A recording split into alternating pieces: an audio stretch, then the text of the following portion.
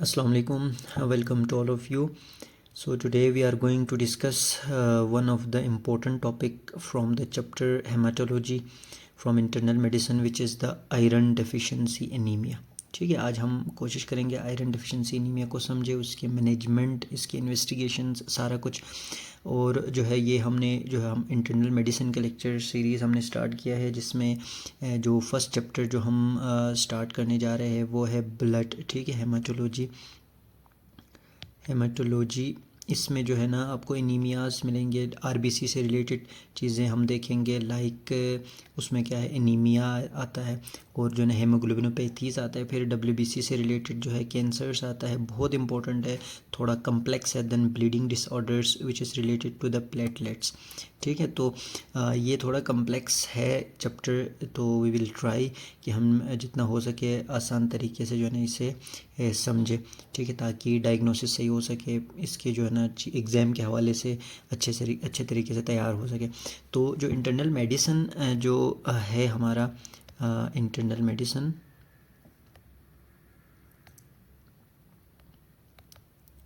इसमें जो है मेन जो बुक्स हम फॉलो करेंगे वो डेविडसन है, और इसके साथ जो है हम फर्स्ट एड यूएसएमएल स्टेप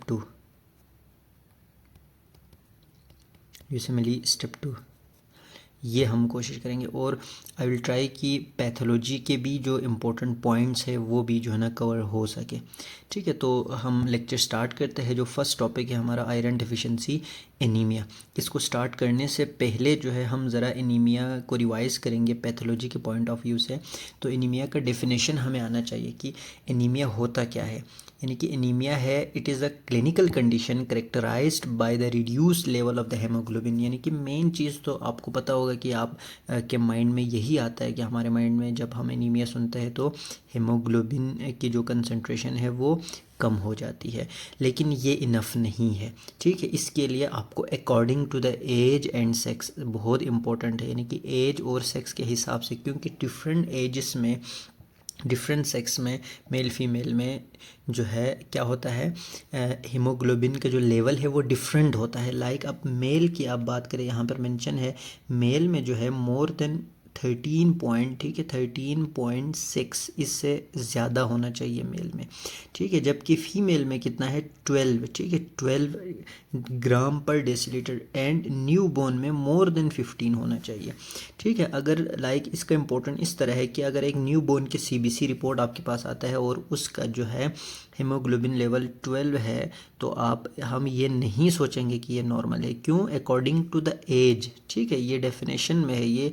अगर according to the age and sex नहीं बोलेंगे तो ये डेफिनेशन कंप्लीट नहीं होगा, ना ही करेक्ट समझा जाएगा, क्योंकि डिफरेंट एजेस में, डिफरेंट सेक्स में जो है क्या है, हीमोग्लोबिन का जो लेवल है वो डिफरेंट है। तो अगर किसी न्यू बोर्न में 12 है तो इट मीन्स क्या है, ये कम है। क्यों? क्योंकि न्यू बोर्न में मोर देन 15 होना चाहिए। ठीक है, तो ये एनीमिया का बेसिक जो डेफिनेशन है। देन जो है आरबीसी की कुछ मॉर्फोलॉजी है। ठीक है, बेसिक जो मॉर्फोलॉजी है आरबीसी का, ये हम देखेंगे। शेप आरबीसी का क्या होता है, ये बहुत इंपॉर्टेंट है। ठीक है, शेप क्या होता है, बाई कनकेव शेप होता है। अब कुछ डिजीज़ ऐसे है जिसमें आरबीसी के शेप चेंज हो जाता है। अब आपको पता है कि आरबीसी के जो है लाइफ टाइम कितना है, आरबीसी जो है ना 120 दिन, ठीक है 120 डेज में जो है ना ये फिर टूट जाता है। ये कहाँ पे टूटता है? स्प्लीन में जाके टूटता है। ठीक है, स्प्लीन में जाके टूटता है। अब जो है स्प्लीन में इनको रेटिकुलो एंडोथीलियल सेल्स कहा जाता है। ठीक है, जहाँ पर आरबीसी टूटता है। अब एक हमारे बॉडी को देखो, अल्लाह ने एक फीड किया हुआ है। ठीक है, जैसे कि मसलन आप एग्ज़ाम में क्वेश्चंस जैसे कि हम देते हैं ना एमसीक्यू, जो बबल फिल करने होते हैं, और वो बबल फिल क्या होता है, वो कंप्यूटर को वो फीड किया होता है कि अगर इस तरह का है तो आपने करेक्ट करना है, या इससे आगे पीछे तो आपने इसको और रॉन्ग कर देना, निकाल देना, गलत जो है ना कंसिडर करना है। तो इसी तरह हमारे बॉडी में भी अल्लाह ताला ने एक फीड जो है ना दिया हुआ है, इनको रखा हुआ है कि जो है इनको पता है कि अगर आरबीसी जो है बाई कनकेव हो, ठीक है। आरबीसी बाई कनकेव हो तभी जो है वो वेसल से गुजर सकता है।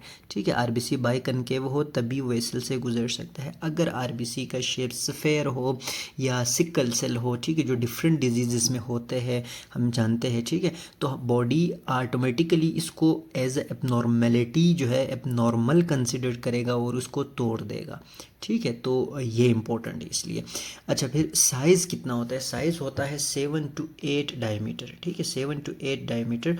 और कलर क्या होता है? अब एक और चीज़ आपने याद रखना है। फॉर एग्जांपल ये जो है आरबीसी हो गया, तो आरबीसी के जो है हीमोग्लोबिन कहाँ पर होता है? पेरिफेरी में होता है। ठीक है, साइड पे रहता है जो हीमोग्लोबिन है, जबकि सेंट्रली जो है ना पेलर होता है। अब हिस्टोलॉजिकली माइक्रोस्कोप से जब देखेंगे तो आपको अंदाज़ा हो जाएगा, तब आपको पता होना चाहिए कि हीमोग्लोबिन जो है वो साइड पे होता है, आरबीसी के पेरिफेरी लोकेट करता है पेरिफेरली। और यहाँ पे कुछ मैंने एबनॉर्मल जो शेप यहाँ पर मैंने ऐड किया है, इसके अलावा और भी डिफरेंट शेप है। ये पैथोलॉजिकल पॉइंट ऑफ व्यू से इंपॉर्टेंट है। ठीक है, पैथो पॉइंट ऑफ व्यू से। और मेडिसिन में आपने इसको डायग्नोस करने के लिए आपके लिए इंपॉर्टेंट होता है। अक्सर सिनेरियो में दिया होता है टारगेट सेल हमें मिला है, बाइट सेल मिला है, तो ये चीज़ें।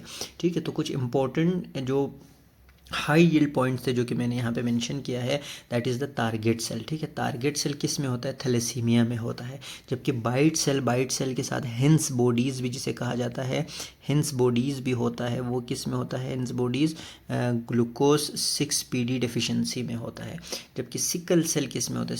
सिकल सेल जाहिर बात है सिकल सेल एनीमिया में होता है। और टीयर ड्रॉप सेल्स किस में होता है? ये माइलोफाइब्रोसिस में होता है। तो ये कुछ कंडीशंस है, उनके साथ ये जो है ना इंपॉर्टेंट जो पॉइंट्स है ये बहुत इंपॉर्टेंट है एमसीक्यू के हवाले से, तो ये चीज़ें आपने याद रखनी है। अब हम देखते हैं एनीमिया के क्लासिफिकेशन को। ठीक है, एनीमिया के क्लासिफिकेशन में क्या आता है? ठीक है, क्लासिफिकेशन में बेसिकली आप देखें तो एक मॉर्फोलॉजिकल है, यानी कि उसके स्ट्रक्चर के बेस के हिसाब से, और एक है इटियोलॉजिकल है। ठीक है, इटियोलॉजिकल पर मॉर्फोलॉजिकल में आपने यही याद रखना है कि नॉर्मोसिटिक, नॉर्मोक्रोमिक, माइक्रोसिटिक, हाइपोक्रोमिक और जो है ना मैक्रोसिटिक एनीमिया, फिर एक डाइमॉर्फिक होता है। इसमें जो इंपॉर्टेंट आपने याद रखना है नॉर्मोसिटिक, आप देखो ये एमसीवी के हिसाब से होता है, ये हम लेब वाले लेक्चर्स में डिटेल में पढ़ेंगे। एमसीवी आपको पता है मीन कॉर्पसल वॉल्यूम। अगर एमसीवी के जो नॉर्मल रेंज कितना है 76 to 100 फेमटोलीटर। ठीक है, ये है। अगर जो है एनीमिया है, एनीमिया क्या है? आपने ब्लड सीबीसी देखा, उसमें एचबी कम है, एचबी कम है, लेकिन जो है एमसीवी नॉर्मल है, एमसीवी नॉर्मल है और एमसीएच भी नॉर्मल है। ठीक है, एमसीएच और एमसीवी दोनों नॉर्मल है, तो लेकिन हीमोग्लोबिन कम है। अब देखो हीमोग्लोबिन कम है तो मतलब क्या होगा कि एनीमिया है। अब जो है यहाँ पर एमसीवी नॉर्मल है तो नॉर्मोसिटिक एनीमिया होगा। ठीक है, और अगर एमसीवी कम आता है 60 जो है ना 76 से कम आता है, उसे हम क्या कहते हैं? उसे हम क्या कहते हैं? माइक्रोसिटिक, यानी कि साइज़ छोटा है। ये एमसीवी किस चीज़ को रिप्रेजेंट करता है? साइज़ को रिप्रेजेंट करता है। अगर जो है ना साइज़ 76 से लो हो तो हम उसे क्या कहते हैं? माइक्रोसिटिक कहते हैं। और अगर साइज़ 100 से ज़्यादा हो हम उसे क्या कहते हैं? मैक्रोसिटिक कहते हैं। ठीक है, मैक्रोसिटिक कहते हैं। ठीक है, तो ये कंसेप्ट आपने रखना है। तो ये मॉर्फोलॉजिकल टाइप्स है, और ये जो है ना इटियोलॉजिकल है, इसे हम पैथोफिजियोलॉजिकल भी कहते हैं। ठीक है, पैथोफिजियोलॉजिकल टाइप्स। अब इसमें क्या है, अब मैं आपको इसको थोड़ा और एलिब्रेट करके बताता हूँ। ठीक है, पैथोफिजियोलॉजिकल टाइप्स में आपको बता रहा हूँ एनीमिया, पैथोफिजियोलॉजिकल टाइप्स है। ठीक है, अब एनीमिया में, एनीमिया क्या है? हीमोग्लोबिन का कम होना है, इनकी खून की कमी, बॉडी में खून कम हुआ है। अब किस वजह से हो सकता है? ये ब्लड, या तो ब्लड लॉस हो सकता है, यही है ना कि देखो आपने अब डीडीज निकालना है। ठीक है, अब एक एनीमिया है कि आपने मेडिसिन लिख के नहीं देना होता है, आपने कॉज को देखना होता है। कॉज इज़ इम्पोर्टेंट, आपने कॉज को ठीक करना है, नॉट अ सिम्टम। ठीक है, सिम्टम को ठीक नहीं करना, आपका मेन मकसद कॉज होना चाहिए। अब देखो ब्लड में खून की कमी हुआ है, अब खून की कमी क्यों हो सकता है, कैसे हो सकता है? ब्लड लॉस हो सकता है। ठीक है, उसको कोई चोट आ गया, ब्लड लॉस हो गया। ठीक है, अब ब्लड लॉस अब कैसे हो सकता है? एक्यूट हो सकता है जो कि सडन हुआ है। ठीक है, और एक होता है क्रोनिक हो सकता है। ठीक है, क्रोनिक यानी कि उसके अंदर से जो है ना काफ़ी टाइम से कोई ना कोई, लाइक आप इसका मिसाल दे दो पेप्टिक अल्सर डिजीज़। ठीक है, मोस्ट इम्पॉर्टेंट। ठीक है, मोस्ट इम्पॉर्टेंट, अभी हम डिटेल में आगे जाके पढ़ेंगे। ठीक है, एक्यूट हो सकता है को खून की कमी है, क्यों हो सकता है, खून निकल रहा है, बॉडी से खून निकल रहा है, ठीक है, एक हो गया वजह। और एक है यार कि इसकी जो खून की जो प्रोडक्शन है ना, प्रोडक्शन ही कम हुआ है, ठीक है, प्रोडक्शन ही कम हो रहा है, एक और इम्पोर्टेंट चीज़, ठीक है, डिक्रीज प्रोडक्शन, ठीक है, प्रोडक्शन कम हुआ है, ठीक है। अब जब खून की कमी हुआ है या तो ब्लड जो है निकल रहा है, ठीक है, बॉडी से ब्लड निकल रहा है, ब्लड लॉस हो रहा है, या फिर क्या हो रहा है कि ब्लड बन ही कम रहा है बॉडी में, ठीक है, जब कम बन रहा है तभी तो खून की कमी हुई होगी ना। तो जब ब्लड कम बन रहा है तो इसका मतलब क्या है, मसला कहाँ पर है, एबनॉर्मेलिटी कहाँ पर है, बोन मेरो में मसला है, ठीक है, बोन मेरो का कोई इशू चल रहा है, क्योंकि बनता वहाँ पर है ना, बोन मेरो में बनता है।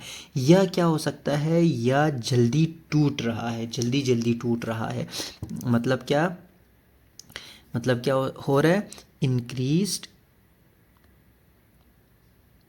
डिस्ट्रक्शन हो रहा है, ठीक है।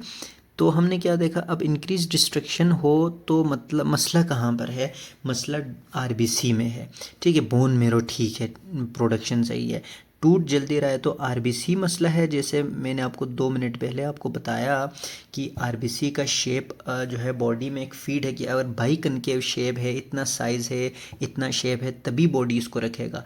अगर शेप में कुछ मसला है तो बॉडी ऑटोमेटिकली उसको क्या करेगा, तोड़ देगा, ठीक है। तो आरबीसी में मसला है या ब्लड वेसल में मसला है, ठीक है, कुछ इस तरह है।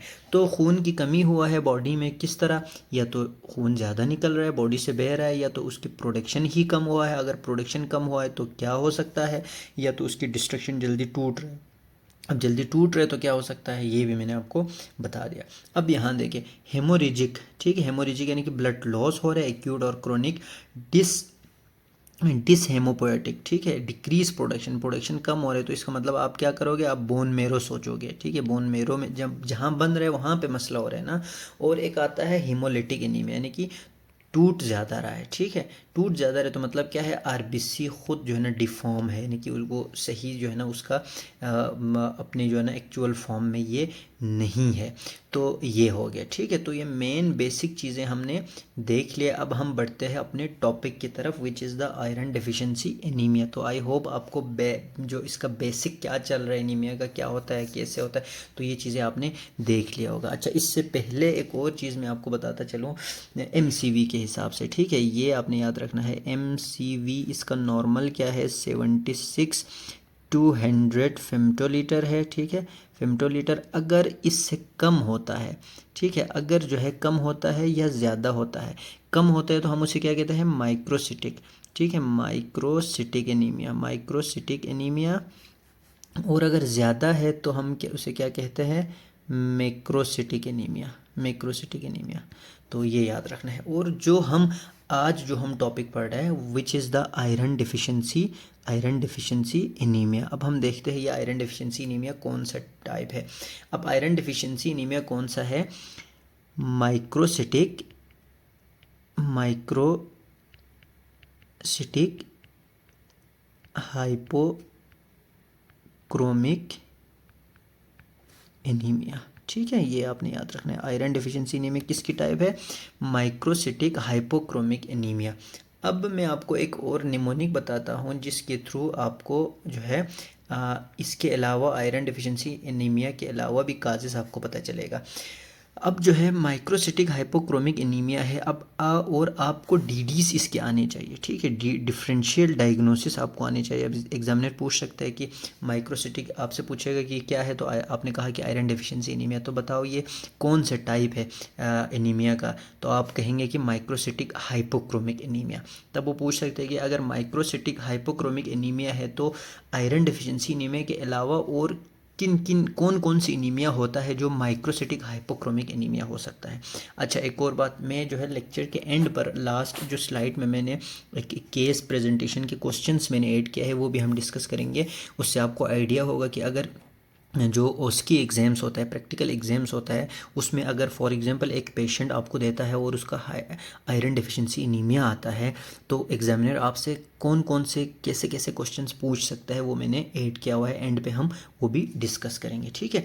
अब डीडीज़ आपने माइक्रोसिटिक हाइपोक्रोमिक एनीमिया के डीडीज़ आप कैसे याद करोगे, आपने याद रखना है टिक्स, ठीक है, TIC एस, ठीक है। टिक्स आपने याद रखना है।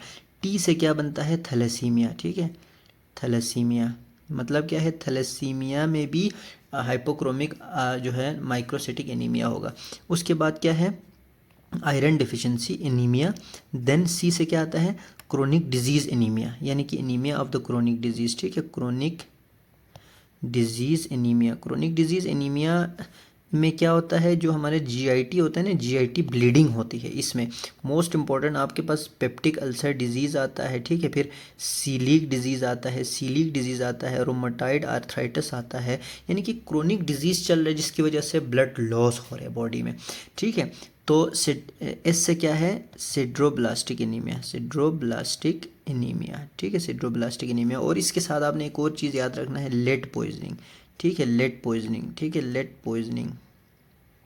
अब आपको जो है हम माइक्रोसिटिक हाइपोक्रोमिक एनीमिया के डीडीज अब आपको नहीं बोलना चाहिए, ठीक है। टिक से आपने याद रखना है, thalassaemia, iron deficiency anaemia, chronic disease anaemia, sideroblastic anaemia, और एक और चीज़ है लेड पॉइजनिंग, ठीक है। ये सारी चीज़ें आपने याद रखना है। अब हम बढ़ते हैं अपने टॉपिक की तरफ, which is the iron deficiency anaemia. तो सबसे पहले आपको जो है हमें ये पता होना चाहिए कि आयरन डिफिशिएंसी एनीमिया मतलब, तो हम समझ गए कि आयरन की कमी की वजह से एनीमिया हुआ है। मतलब क्या, आयरन की कमी की वजह से खून कम हुआ है, यानी कि इसका मतलब क्या है, कोई ना कोई लिंक है कि खून और आयरन में कोई ना कोई लिंक है, ठीक है। तो ये हमें समझना है। आई होप आपको पता हो। मैं दोबारा जो है ना इसको एक बार रिकॉल करना चाहूँगा कि खून, एनीमिया क्या है, खून की कमी, ठीक है। एनीमिया मतलब खून की कमी हुई है, किस वजह से, आयरन की डिफिशिएंसी की वजह से, यानी कि वो बंदा, उसको आयरन मिल नहीं रहा है जिसकी वजह से उसको खून की कमी हुई। तो there is something relation between iron and blood, ठीक है। तो हम क्या कहते हैं, अब हम हीमोग्लोबिन को ज़रा खोलते हैं, ठीक है। हीमोग्लोबिन खोले तो क्या होता है, एक हीम आता है, एक ग्लोबिन आता है, ठीक है। जो ग्लोबिन, अब ये दोनों मिल के बना हुआ है। अब जो हमने रिलेशन देखना है, आयरन का हीमोग्लोबिन के साथ क्या रिलेशन है। अच्छा, हीम ग्लोबिन आता है, ग्लोबिन इज़ डिफरेंट थिंग, जिसका हमारा आज के टॉपिक से कोई लेना देना नहीं है। ग्लोबिन आता है आपके राइबोसोम से, ठीक है, राइबोसोम से ग्लोबिन आता है। जबकि हीम आता है, हीम कहाँ जाता है, माइटोकॉन्ड्रिया, माइटोकॉन्ड्रिया से आता है। जो आपने हीमोग्लोबिन का वो पूरा पाथवे है, वो बायोकेमिस्ट्री का टॉपिक है, आपने पढ़ा होगा, ठीक है। अब जो है हीमोग्लोबिन, अब वहाँ पर जो है एक आता है क्रब साइकिल, ठीक है, क्रब साइकिल। क्रब साइकिल में एक आता है सक्सिनाइल, सक्सिनाइल को ए, ठीक है, एक प्रोडक्ट आता है इसका सक्सिनाइल को ए। फिर ये आगे आके प्रोटोपोरफायरिन, फिर पोरफायरिन, ये सारा मिल के फिर वो आयरन आकर उसके साथ कंबाइन हो जाता है, देन हीम बनता है। तो आपने याद रखना है, अब हमें पता हुआ कि iron is important in the formation of haem, ठीक है। पूरा हीमोग्लोबिन नहीं, हीम, एक ग्लोबिन था एक हीम था। अब उसमें से जो हीम है उसको क्या ज़रूरत है, हीम को आयरन की ज़रूरत है बनने के लिए। अगर फॉर एग्जांपल आयरन नहीं है, आप डाइट में आयरन नहीं लोगे, एक बंदा आयरन उसको मिल नहीं रहा है, या फिर ये हो सकता है कि उसके बॉडी में जो है कोई ना कोई प्रॉब्लम चल रहा है, हम आगे जाके डिटेल में पढ़ेंगे, जिसकी वजह से आयरन एब्जॉर्ब नहीं हो रहा है। देखो, आयरन तो हम खाने के साथ ले रहे हैं ना, आयरन हम खुद ले रहे हैं, हीम तो हमारे बॉडी में है, ठीक है। तो आयरन जाके दूसरे प्रोडक्ट्स के साथ मिल के हीम बनाता है। तो आयरन की वजह से, आयरन से ही हीम बन रहा है। अगर आयरन नहीं लेंगे, अगर आयरन एब्जॉर्ब नहीं होगा तो हीम नहीं बनेगा, हीम नहीं बनेगा तो क्या होगा, हीमोग्लोबिन नहीं बनेगा। तो आई होप कि अगर अब आपको मेन कंसेप्ट समझ आया होगा कि आयरन का जो है एनीमिया से क्या लिंक है। तो आयरन डेफिशिएंसी एनीमिया को स्टार्ट करने से पहले हम आयरन की जो है एब्जॉर्प्शन को देखेंगे। फॉर एग्जांपल हमने आयरन ले लिया, ठीक है, आयरन हमने खाया, ठीक है, आयरन खाया। अब आयरन खाने के बाद अब आयरन कहाँ से एब्जॉर्ब होता है, ये बहुत इंपॉर्टेंट है, ठीक है। आयरन कहाँ से एब्जॉर्ब होता है, आयरन बॉडी में जो है ड्यूडेनम, ठीक है, ड्यूडेनम, ड्यूडेनम, ड्यूडेनम से जो जीआईटी का अपर जीआईटी पार्ट से आयरन एब्जॉर्ब होता है, आयरन बॉडी में एब्जॉर्ब होता है। और एक और चीज़, आयरन के दो फॉर्म होता है, एक होता है फेरिक फॉर्म, ये जो ना ये ऑक्सीडाइज होता है, एक होता है फेरिक फॉर्म, फिर एक होता है फेरस फॉर्म, ठीक है। ये आपने याद रखना है, ये फेरस फॉर्म है, ठीक है। और जो फेरिक फॉर्म है ना, जो हम आयरन खा रहे हैं, जो हम ले रहे हैं, वो क्या है, वो फेरिक आयरन है। ठीक है, ये फेरिक आयरन है। ठीक है, और जो फेरिक आयरन बॉडी में एब्जॉर्ब नहीं होगा, उसको फेरस में कन्वर्ट होना ज़रूरी है। फेरस आयरन, ठीक है, फेरस आयरन में कन्वर्ट होना ज़रूरी है, तब जाके ये एब्जॉर्ब होगा बॉडी में। ठीक है, तो इसको कौन कन्वर्ट करता है, गैस्ट्रिक एसिड कन्वर्ट करता है। ये बहुत इंपॉर्टेंट पॉइंट मैं बता रहा हूँ। ठीक है, गैस्ट्रिक एसिड इसको कन्वर्ट करता है, रिड्यूस करता है, फेरिक को फेरस में कन्वर्ट करता है।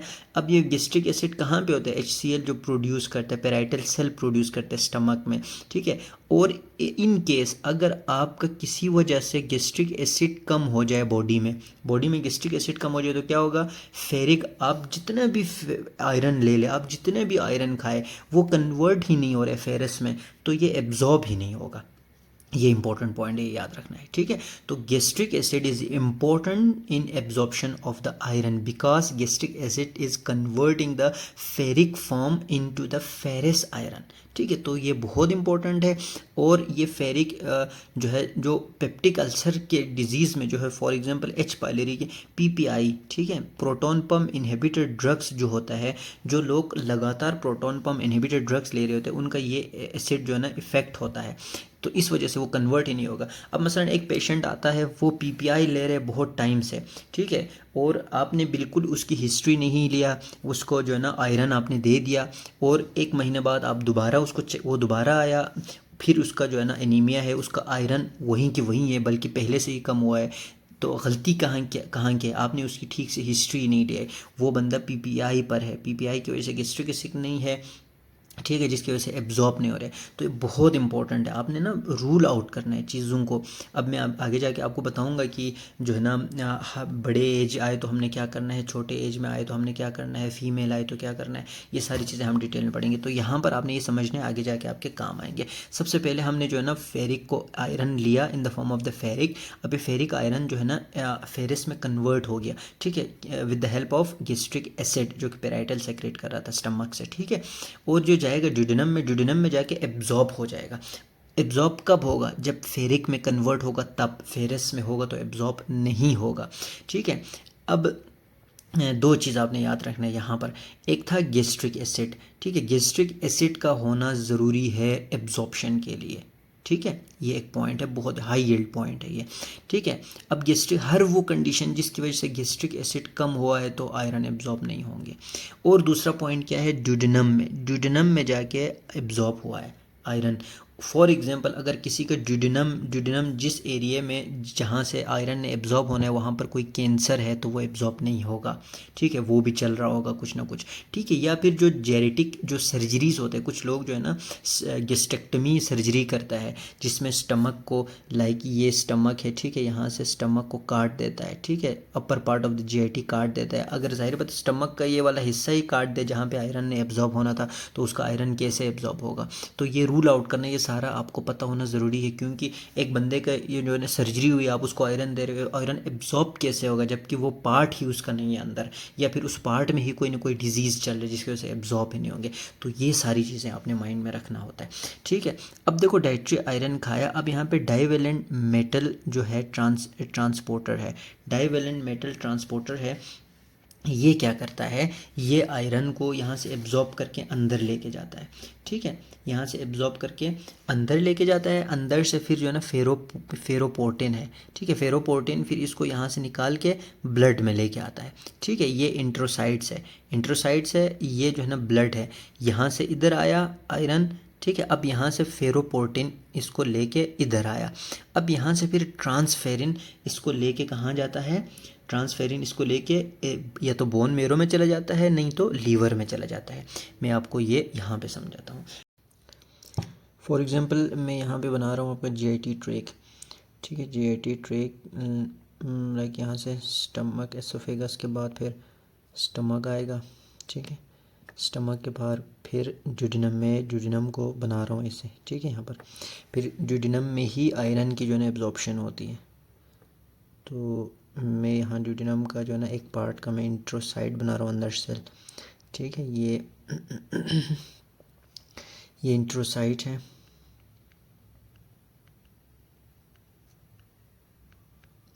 अब यहाँ से जो है आयरन जो है आ रहा है, ठीक है। अब इधर किस फॉर्म में था, फेरिक फॉर्म में था, ठीक है 3,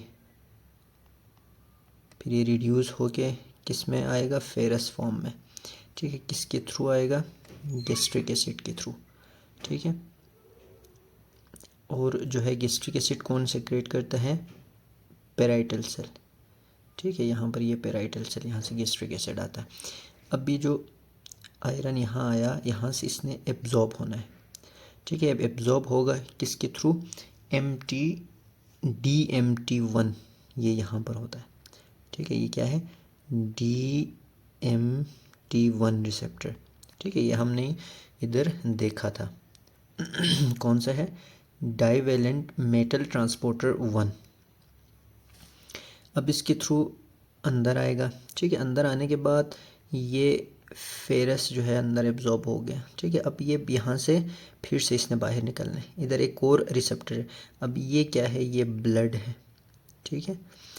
अब यहाँ जो रिसेप्टर है इसका क्या नाम है, फेरोपोर्टिन 1, फेरोपोर्टिन 1। अब ये क्या, फेरस इधर पहुंच गया, ठीक है। अब यहाँ से फिर से ये जो है ना फेरिक में कन्वर्ट हो जाता है, ठीक है।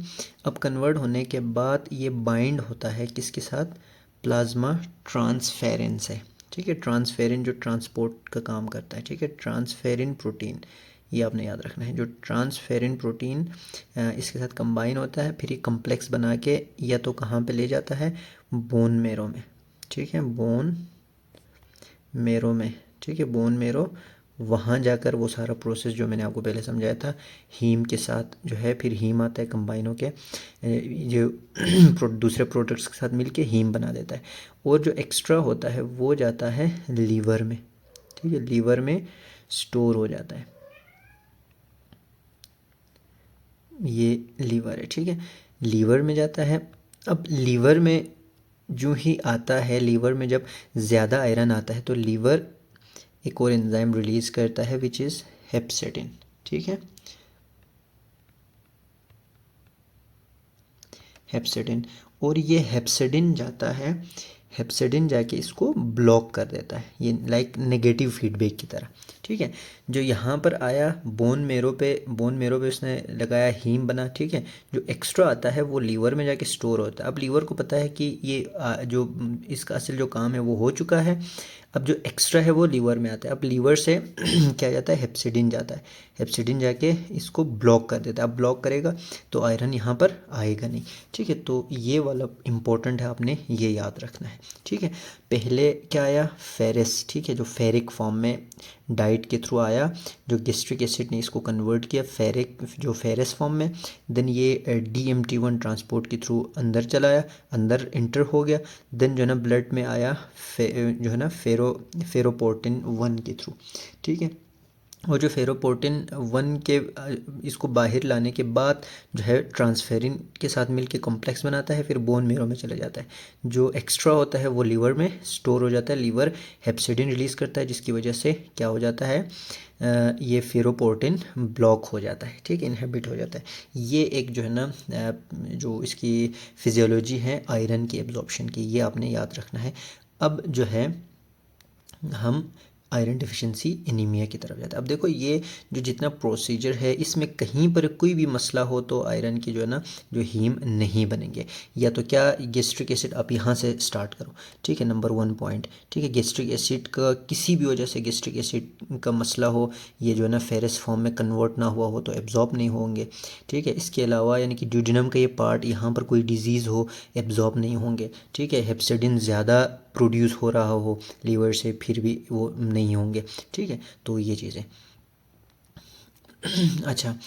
अब जो है आयरन डिफिशिएंसी एनीमिया क्या है, ये हमने पहले देखा, माइक्रोसिटिक हाइपोक्रोमिक एनीमिया है, ठीक है। This is the microcytic hypochromic anaemia, ठीक है। अच्छा, ये मोस्ट कॉमन काज, ठीक है, जो most common cause of the iron deficiency में डिफरेंट एजेस। और एक और चीज़ मैंने बताना है, ये मोस्ट कॉमन जो है ना form of the iron deficiency anaemia वो माइक्रोसिटिक एनीमिया है, ठीक है। मोस्ट कॉमन क्या है, मोस्ट जो कॉमन माइक्रोसिटिक हाइपोक्रोमिक क्या है, आयरन डिफिशिएंसी एनीमिया है, जो कि आप आज हम स्टडी करेंगे, बहुत इंपॉर्टेंट है, ठीक है। और जो इसके काजेज़ जो है ना डिफरेंट एज में डिफरेंट होता है। अब मसलन एक फ़ीमेल आती है, जो है ना एडल्ट फीमेल आती है, तो उसमें क्या होगा, उसमें अलग काजेज़ होंगे। एक 50+ एज का एक मेल आता है, उसमें अलग काजेज़ होंगे। एक बच्चा आता है, उसमें अलग काजेज़ होंगे। तो इसलिए ये बहुत इंपॉर्टेंट है, ठीक है। इसलिए ये मैटर करता है आपने हिस्ट्री कितनी अच्छी ली है, ठीक है, हिस्ट्री आपने कितनी अच्छी ली है और एग्ज़ामिनेशन आपने किस तरह किया है, ठीक है, ये मैटर करता है, बहुत इंपॉर्टेंट है। हिस्ट्री एग्ज़ामिनेशन बहुत इंपॉर्टेंट है इसके जो है ना डायग्नोसिस में। अब हम देखते हैं एक बड़ा आदमी है, ठीक है, मतलब ओल्ड एज में मोर देन 50+ एज है, उसमें आपको एनीमिया के सिम्टम्स मिलते हैं। लाइक क्या, पेलर आपको मिलता है, कंजंक्टिवा पेलर मिलता है, फटीग, उसको सिम्टम्स हम आगे जाके डिस्कस करेंगे। तो अगर आपके पास पेशेंट आता है 50+, ठीक है, और एक वो उस कंट्री में जो है ना रिसोर्सेस बहुत अच्छे से है, मतलब जो डेवलप्ड कंट्रीज़ है, ठीक है, उसमें उनको प्रॉपर जो है ना उनको आयरन मिल रहा होता है, मीट वो खा रहे होते हैं, हर चीज़, हर जो है ना चीज़ें। और बाहर कंट्री में ये होता है कि वो डाइट जो है ना इसी हिसाब से होता है, कार्ब्स आपने कितने लेने होते हैं, प्रोटीन आपने कितने होते हैं लेने, लाजमी उन्होंने लेने होता है। लाइक उनके जो है ना डिशेस भी ऐसे बने होते हैं, ये डिश होता है, ठीक है। अब इस डिश में पोर्शन होता है, ठीक है, एक पोर्शन कार्ब का होता है, एक पोर्शन प्रोटीन का होता है, फिर एक पोर्शन जो है ना लिपिड्स होता है, फैट्स होता है, इस तरह ना पोर्शन बना होता है, उनका डाइट इसी तरह होता है। तो जो है ना वो कंट्री जिसमें रिच जो है ना रिसोर्सेस रिच है, उसमें चीज़ें उनको मिल रहे होता है, तो उसमें आप क्या सोचोगे। एक ओल्ड एज का पेशेंट आता है, जैसे कि आप यूरोपियन किसी कंट्री में हो, ठीक है, तो आप कोलोन पोलिप की तरफ जाओगे, ठीक है, एज ज़्यादा है, कार्सिनोमा आप सोचोगे, ठीक है, ओल्ड एज में। और इसके लिए आप जो है ना फिर वेट लॉस देखेंगे, अगर वेट लॉस है तो वो ज़्यादातर जो चांसेस होता है कार्सिनोमा की तरफ जाए, ठीक है। तो ये आपने याद रखना है, हर एज में डिफरेंट है। और एक जो है ना हमारी पाकिस्तान जैसे कंट्री, यानी कि डेवलपिंग कंट्री कोई हो जिसमें ओल्ड एज पेशेंट आपके पास आता है, जिसमें रिसोर्सेज ऑलरेडी लिमिटेड है, आपको पता है कि हमारे लोग जो है वो चीज़ें नहीं खा सकते, फ्रूट्स नहीं खा सकते क्योंकि महंगाई इतनी ज़्यादा है, ठीक है, मीट प्रॉपर नहीं ले सकते वो। तो इस वजह से उनमें जो है ना वो कंट्री जिसमें ये रिसोर्सेस लिमिटेड हो, ठीक है, तो आप उनमें क्या सोचते हो, उनमें हुक वॉर्म इन्फेक्शन जो है ना आप सोच सकते हैं, बहुत इंपॉर्टेंट है हुक वॉर्म, ठीक है। आगे फिर टेप वॉर्म भी आता है, वो मैं आपको बताऊंगा, लेकिन आपने याद रखना है जो हुक वॉर्म इन्फेक्शन है जो ब्लीडिंग काज करते हैं जीआईटी में, ठीक है, नंगे पाँव खेतों में चलना, ठीक है, इस तरह देहात में ज़्यादातर ये चीज़ें होते हैं। और इसमें से मोस्ट इम्पोर्टेंट क्या है, इनक्लाइस्टोमा ड्यूडेनेल, ठीक है, ये बहुत इंपॉर्टेंट है, ड्यूडेनेल। और नेकेटर अमेरिकेनस, ठीक है, ये दोनों ये बहुत इंपॉर्टेंट है, ये मैं एमसीक्यू का मैं निशान लगा रहा हूँ यहाँ पर, ठीक है, ये भी बहुत इंपॉर्टेंट है, ठीक है, पैरासिटिक इन्फेक्शन है ये, ठीक है। ओल्ड एज है, अगर जो है ना रिसोर्सेस लिमिटेड है तो आप हुक वॉर्म इन्फेक्शन आप देख सकते हो, ये ऑर्गेनिज्म का नाम आपने लाजमी याद रखना है। और जो है ना अगर एज ज़्यादा है, रिसोर्स रिच कंट्री है, कोलोन जो है ना कोलोन के पॉलिप आप सोच सकते हो, कार्सिनोमा सोच सकते हो। ये नहीं कि आप इनमें जो है ना कोलोन कार्सिनोमा नहीं सोच सकते, इनमें भी आप सोच सकते हैं, लेकिन इनमें ज़्यादातर चांसेस क्या होता है, हुक वॉर्म इन्फेक्शन हो सकता है, या क्रोनिक कोई डिजीज़ चल रहा होता है, ठीक है, या उनको डाइट का मसला होता है, डाइट जो है ना पूरे नहीं होता है, डाइटिंग जो है ना उनके जो डाइट में प्रॉपर उनको आयरन सप्लीमेंट नहीं मिल रहा होता है। और अगर 50 एज से कम आता है, ठीक है, उसकी एज जो है पेशेंट आपके पास आया है एनीमिया के साथ प्रेजेंट हुआ है, एज जो है उसके जो है ना 50 से कम है, और अगर फीमेल है तो उसमें क्या हो सकता है, प्रेगनेंसी हो सकता है, या मेंस्ट्रुएशन जो मेंस्ट्रुअल की जो ब्लीडिंग होती है वो हो सकता है, ठीक है, फीमेल में। मोस्ट इम्पोर्टेंट आपने याद रखना है 20 to 40 ईयर्स जो फीमेल आता है उनमें जो है ये सिम्टम्स आता है एनीमिया की, तो उनका जो मेन काजेज़ है ना ये जो है ना मेंस्ट्रुअल ब्लीडिंग होता है, ठीक है, मेनोरेजिया जो होता है, ठीक है, इसमें। तो ये आपने याद रखना है। और प्रेगनेंसी में भी क्योंकि रिक्वायरमेंट ज़्यादा हो जाती है प्रेगनेंसी में, क्यों, वो बच्चे को भी जो है ना प्रोवाइड प्रोवाइड करना होता है, प्लेसेंटा इसको एब्जॉर्ब कर रहा होता है, तो प्रेगनेंसी में भी उनको ज़्यादा जो है चांसेस होता है कि एनीमिया हो। तो आपने हिस्ट्री लेनी है कि जो है प्रेग्नेंट तो नहीं है, ठीक है। फिर मेल इंडिविजुअल्स, अगर मेल है तो क्या हो सकता है, पेप्टिक अल्सर डिजीज़ हो सकता है, ठीक है। अच्छा, क्या देखा, अगर 50 एज में आपको सिंपल से बनाता हूँ, ठीक है। पेशेंट आता है जिसका जो एज है, ठीक है, एज अगर मोर देन 50 है, ठीक है, मोर देन 50 है और उसको एनीमिया है, एनीमिया हुआ है, ठीक है। एनीमिया आपको कैसे पता चलेगा, सीबीसी से आपको पता चलेगा, हिस्ट्री से आपको पता चलेगा, ठीक है। अगर एज ज़्यादा है तो क्या क्या हो सकता है, कोलोन पोलिप हो सकता है, ठीक है, कार्सिनोमा हो सकता है, क्रोनिक डिजीज़ चल रहा होगा कोई, ठीक है, क्रोनिक डिजीज़ चल रहा होगा, मोस्ट कॉमन चांस ये। देन जो है ना वॉर्म इन्फेस्टेशन हो सकता है या इन्फेक्शन हो सकता है, ठीक है। और ये आपने याद रखना है हुक वॉर्म का, ठीक है, डोडेनेल आपने याद रखना है, हुक वॉर्म इन्फेक्शन हो सकता है। और उसके अलावा डाइट जो है ना, लो डाइट, पुअर डाइट या लो डाइट, ठीक है, ये हो सकता है, ये एज अगर ज़्यादा हो। और अगर एज जो है 50 से कम हो, ठीक है, एज 50 से कम हो तो मेल में क्या हो सकता है, कोई क्रोनिक डिजीज़ हो सकता है, most common peptic ulcer disease, ठीक है, एच पाइलरी हो सकता है। और फीमेल हो तो क्या मेनोपॉज ना हुआ हो, ठीक है, मेनोपॉज 45 एज में मेंस्ट्रुएशन ख़त्म हो जाती है ना, उससे पहले।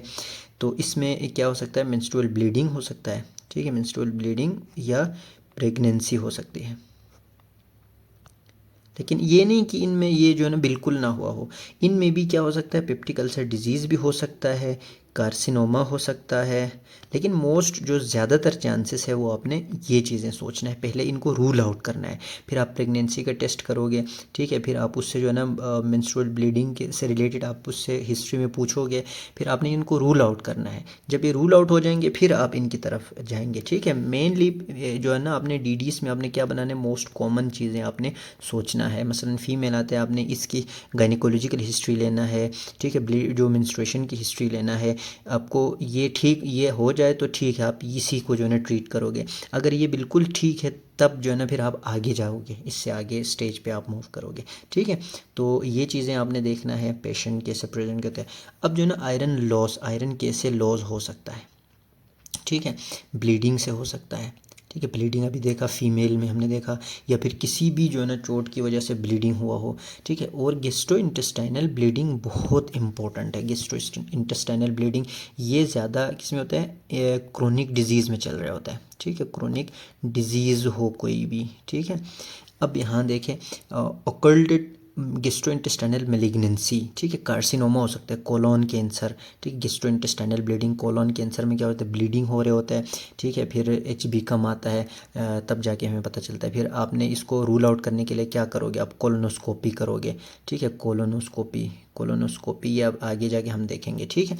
तो ये चीज़ें, हुकवर्म इन्फेस्टेशन, ठीक है, तो ये स्पीशीज़ आपने लाजमी याद रखना है। ये मैं दोबारा लिख रहा हूँ, ये एमसीक्यू से बहुत इंपॉर्टेंट है, क्लिनिकली बहुत इंपॉर्टेंट है। फिर पेप्टिक अल्सर डिजीज़ अभी हमने ऊपर डिस्कस किया, ठीक है। फिर जो है इंक्रीज रिस्क विद एनसेट यूज़, ठीक है, एनसेट की वजह से हो सकता है, ठीक है। एनसेट, एक बंदा एनसेट जो है ना बहुत ज़्यादा यूज़ कर रहा हो, इसकी वजह से क्या हो सकता है, जो है आयरन की एब्जॉर्प्शन नहीं हो पा रही होती है, ठीक है। और जो है ना menstruation particularly for the individuals with heavy menstrual bleeding, ये भी हमने 2 मिनट पहले ऊपर सारा हमने डिस्कस किया है, ठीक है। हेमोरेजिक डायथेसिस यानी कि जिसका ब्लीडिंग ज़्यादा हुआ हो, ठीक है, हेमोफीलिया हो, वॉन विलिबर डिजीज़ हो, कोई भी ब्लीडिंग डिसऑर्डर हो। और वही एज आपने याद रखना है, ठीक है, एज, जेंडर। फिर मेकल्स डायबिटिकुलम एक कंजेनिटल डिजीज़ होता है, ठीक है, ये इसमें हो सकता है। अगर बच्चा हो तो जो है ना चाइल्ड हो तो आप इसकी तरफ जा सकते हो, ठीक है।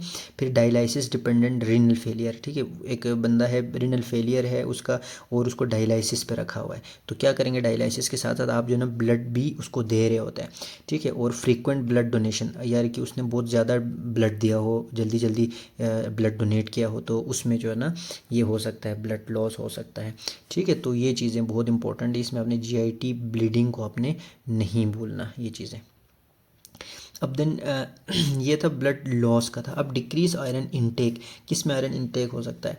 आयरन इनटेक क्या, मैंने आपसे कहा कि एक बंदा, अभी हमने देखा एक बंदा जो है आयरन ले रहा है, ठीक है, ये सारा प्रोसीजर हमने ऊपर देखा है, ठीक है।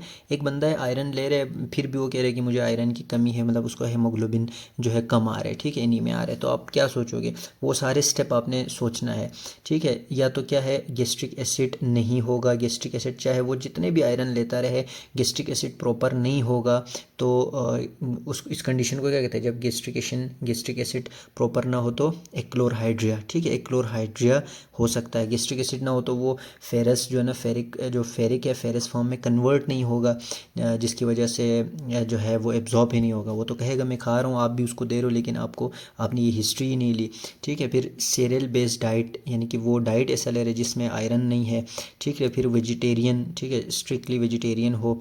और decrease iron absorption, iron absorb नहीं हो रहा है, जैसे कि मैंने अभी आपसे कहा कि एक्लोरहाइड्रिया, ठीक है।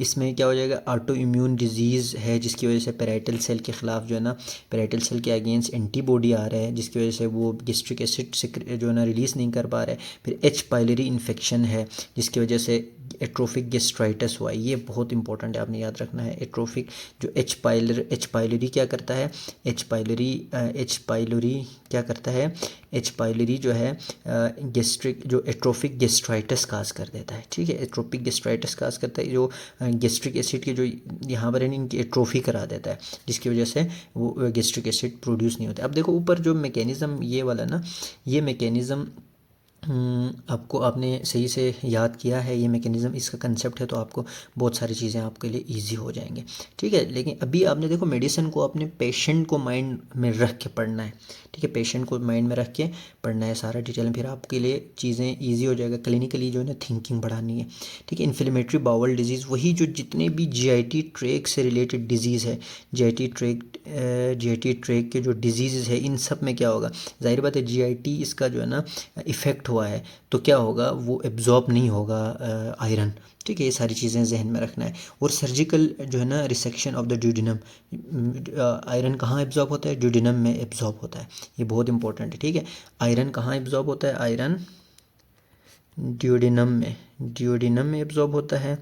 जबकि विटामिन B12 जो अभी आगे हम पढ़ेंगे, ये कहाँ पे होता है, टर्मिनल इलियम में, ठीक है। तो इनकी डिज़ीज़ हो, ये जो है ना सर्जिकली रिमूव किया हो, ठीक है, तो ये चीज़ें एब्जॉर्ब नहीं होंगे।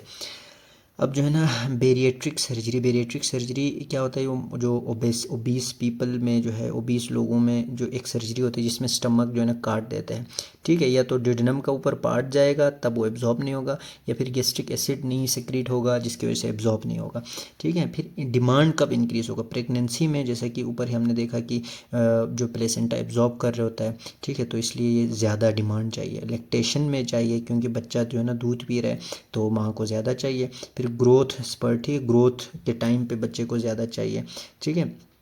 फिर जो है ना एरिथ्रोपोएटिन थेरापी। तो ये जो है ना कंडीशंस आपने याद रखना है। डिक्रीज़ इनटेक कब हो सकता है, और डिक्रीज़ आयरन एब्जॉर्प्शन कब हो सकता है, इंक्रीज़ डिमांड कब हो सकता है, ठीक है।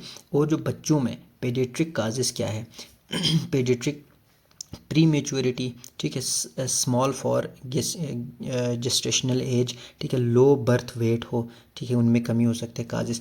एक देखो प्री मेच्योर हो, ठीक है, एक तो ये कि प्री मेच्योर हो, और जो है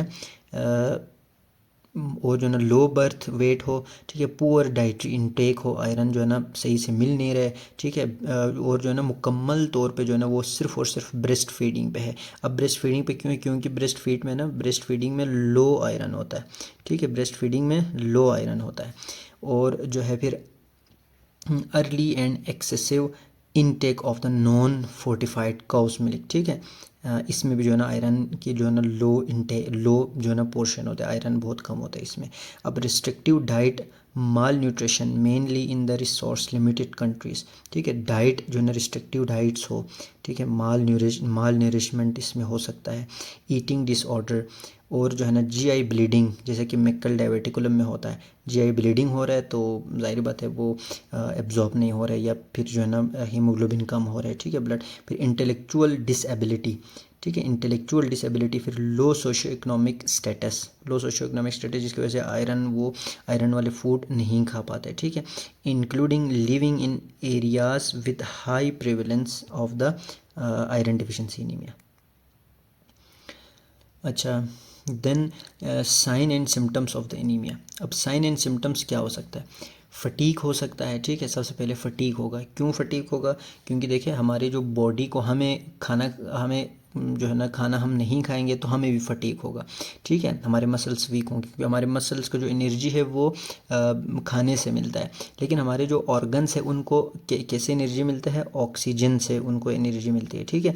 अब ऑक्सीजन नहीं है तो क्या होगा? उनको एनर्जी नहीं मिलेगी, एनर्जी नहीं मिलेगी तो क्या हो जाएंगे? वो फटीक हो जाएंगे, ठीक है। फटीक हो जाएंगे तो पेशेंट को भी फील होता है कि जो है ना वो फटीक होता है। फिर लेथार्जी, ठीक है, पेलर होता है, पेलर इनकी ऑक्सीजन की जो है ना कमी हो जाती है, ठीक है। Primarily seen in high vascularise area, जो हाई वेस्कुलराइज एरिया है जहाँ पे म्यूकोसा है, कंजंक्टाइवा है, उन जगहों पे हमें पेलर देखने को मिलता है, ठीक है।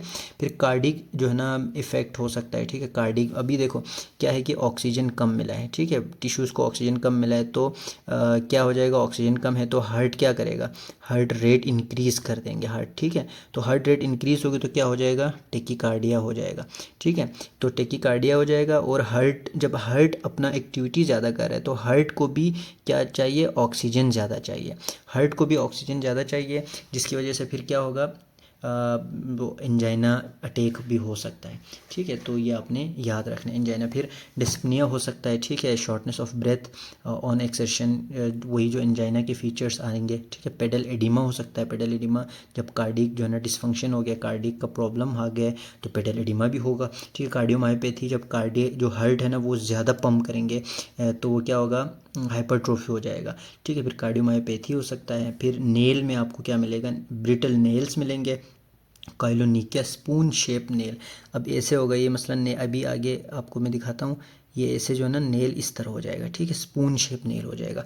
हेयर लॉस इनके मिलेंगे। अब देखो ये जो सिम्टम्स हम पढ़ रहे हैं ये नहीं कि ये सारे के सारे अगर एक पेशेंट में हो तो ये एनीमिया ही है, तो दूसरे जो है ना और भी कंडीशंस हो सकते हैं जिसमें हो, लेकिन ज़्यादातर जो है ना ये एनीमिया में देखने को मिलता है, ठीक है। अब एक होता है पीका, ठीक है, इसमें क्या होता है? इसमें जो पेशेंट होता है ना वो दूसरी चीज़ें खा रहे थे, मिट्टी खाते हैं, कोयला खाता है, ठीक है, ये चीज़ें जो है ना खा रहे होते हैं, ये आपने याद रखना है, एनीमिया में होता है, ठीक है। डिस्फेजिया हो सकता है। फिर एंगुलर चेलाइटिस, ठीक है, एंगुलर यानी कि माउथ के जो एंगल पे ना बिल्कुल, ये अब माउथ हो गए तो यहाँ पर जो है ना क्या हो जाता है? इनकी जो इन्फ्लेमेशन हो जाती है इधर, ठीक है, inflammation and fissuring of the corner of the mouth. Atrophic glossitis हो सकता है, ठीक है। Erythematous, oedematous, painful tongue with loss of tongue papilla जो है ना इसमें लॉस हो सकता है, ठीक है, बिल्कुल स्मूथ कलर आएगा। तो अभी हम आगे जाके देखेंगे। अच्छा, अब एक डिजीज़ आता है प्लमर विंसन डिसऑर्डर, ठीक है।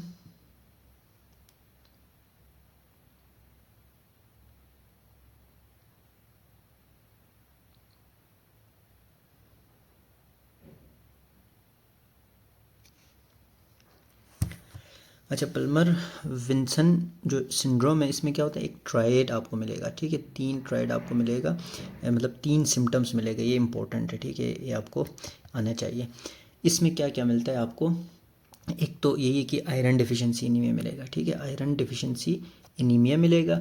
उसके साथ आपको जो है ना एसोफेजियल वेब मिलेगा, ठीक है, ये देखो एसोफेजियल वेब मिलेगा, एसोफेजियल वेब मिलेगा। और क्या मिलेगा? ग्लोसाइटस या चिलियोसिस मिलेगा, ठीक है, या फिर इसको डिस्फेजिया भी कह सकता है।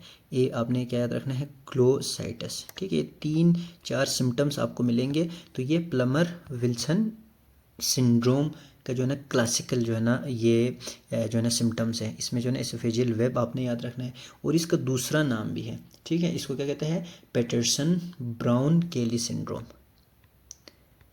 पेटरसन ब्राउन केली सिंड्रोम, पेटरसन ब्राउन केली सिंड्रोम। ठीक है, तो इसमें ये तीन चीज़ें आपको मिलेंगी, ग्लोसाइटस, एसोफेजियल वेब और आयरन डेफिशिएंसी एनीमिया। ये इंपॉर्टेंट है, ये भी याद रखना है। अच्छा, ये देखिए एसोफेजियल वेब, ये यहाँ पर ही नज़र आ रहा है आपको, ये है एसोफेजियल वेब, ये एसोफेजियल वेब बना हुआ है। ठीक है, ये हमें कब नज़र आएगा, इंडोस्कोपी से नज़र आएगा, endoscopy of the oesophagus. A thin semilunar membrane oesophageal web project into the oesophageal lumen. देखो एसोफेजियल ल्यूमेन की तरफ ये प्रोजेक्ट हुआ पड़ा है, ऐसे ऐसे करके उसको एसोफेगस को जो है ना थोड़ा सा उसकी जो ल्यूमेन है उसको कम कर दिया है। ठीक है, अब यहाँ तक ओपन होना था ना, लेकिन ये देखो हाफ जो है ना ये वेब आया हुआ है। ठीक है, usually occur in upper oesophagus and do not involve the muscle layer, ये याद रखना है। Along with the iron deficiency anaemia and dysphagia, cervical oesophageal web are part of the classical triad of the finding in the Plummer Vinson syndrome. ठीक है, dysphagia और जो है iron deficiency anaemia के साथ एसोफेजियल वेब भी जो है इसका हिस्सा है। अगर एसोफेजियल वेब ना हो, बाकी दोनों हो, तो आप उसको प्लमर विल्सन सिंड्रोम नहीं कहेंगे। ठीक है, और इसके बाद ये देखिए ये एंगुलर चिलाइटिस है। ठीक है, angular cheilitis multiple linear cracks of the epidermis approximately 0.5 centimetre in length are located at the corner of the mouth. ठीक है, ये यहाँ पर आप देख सकते हैं इसको। अच्छा, अब ये देखें ये काइलोनिके है। ठीक है, स्पून शेप नेल, ये देखें यहाँ पर, ये देखें थोड़ा सा ऊपर आया हुआ है। ठीक है, ये सारे क्या है, काइलोनिके स्पून शेप नेल। अच्छा, पेलर देखें कंजंक्टाइवा, आपने जो है जिस तरह ये देखिए आपको नज़र आ रहा है ना, थंब से ये नीचे किया हुआ है और ये एरिया देखना होता है। ये देखो ये कंजंक्टाइवा। ठीक है, पेलर है, ये आपको पेलर नज़र आएगा। कंजंक्टाइवा अपीयर्स पेल पॉसिबली इंडिकेटिंग एनीमिया। ठीक है, इसका मतलब ये नहीं कि एनीमिया ही है। ठीक है, पॉसिबल है। ठीक है, ज़्यादातर चांस होता है कि एनीमिया है।